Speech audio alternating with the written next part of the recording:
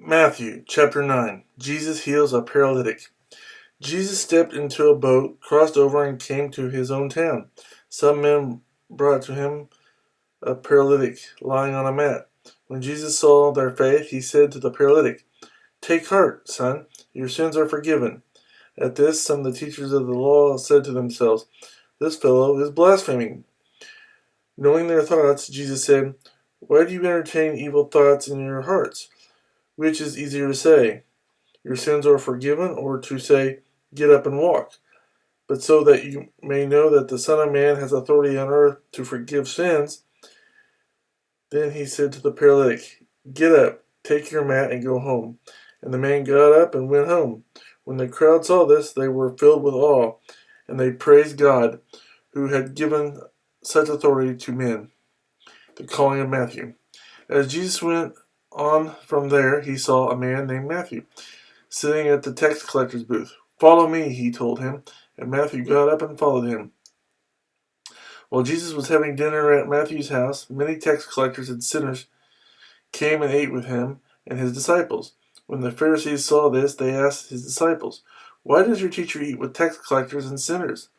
On hearing this, Jesus said, "It is not the healthy who need a doctor, but the sick. But go and learn what this means. I desire mercy, not sacrifice, for I have not come to call the righteous, but sinners." Jesus questioned about fasting. Then John's disciples came and asked him, "How is it that we and the Pharisees fast, but your disciples do not fast?" Jesus answered, "How can the guests of the bridegroom mourn while he is with them? The time will come when the bridegroom will be taken from them, then they will fast. No one sews a patch of unshrunk cloth on an old garment, for the patch will pull away from the garment, making the tear worse. Neither do men pour new wine into old wineskins.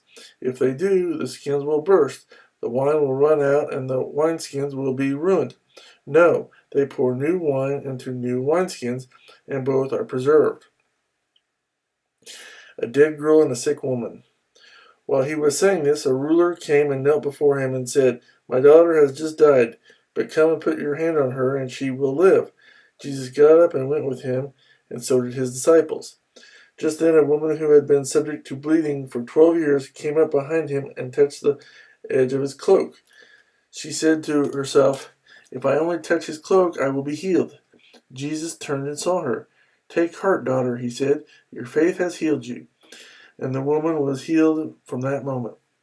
When Jesus entered the ruler's house and saw the flute players and the noisy crowd, he said, "Go away, the girl's not dead, but asleep." But they laughed at him. After the crowd had been put outside, he went in and took the girl by the hand, and she got up. News of this spread through all that region. Jesus heals the blind and mute. As Jesus went on from there, two blind men followed him, calling out, "Have mercy on us, Son of David." When he had gone indoors, the blind men came to him, and he asked them, "Do you believe that I am able to do this?" "Yes, Lord," they replied. Then he touched their eyes and said, "According to your faith will it be done to you." And their sight was restored. Jesus warned them sternly, "See that no one knows about this." But they went out and spread the news about him all over that region. While they were going out, a man who was demon-possessed and could not talk was brought to Jesus. And when the demon was driven out, the man who had been mute spoke. The crowd was amazed and said, "Nothing like this has ever been seen in Israel." But the Pharisees said, "It is by the prince of demons that he drives out demons." The workers are few. Jesus went through all the towns and villages, teaching in their synagogues, preaching the good news of the kingdom, and healing every disease and sickness. When he saw the crowds, he had compassion on them, because they were harassed and helpless, like sheep without a shepherd. Then he said to his disciples, "The harvest is plentiful, but the workers are few. Ask the Lord of the harvest, therefore, to send out workers into his harvest field."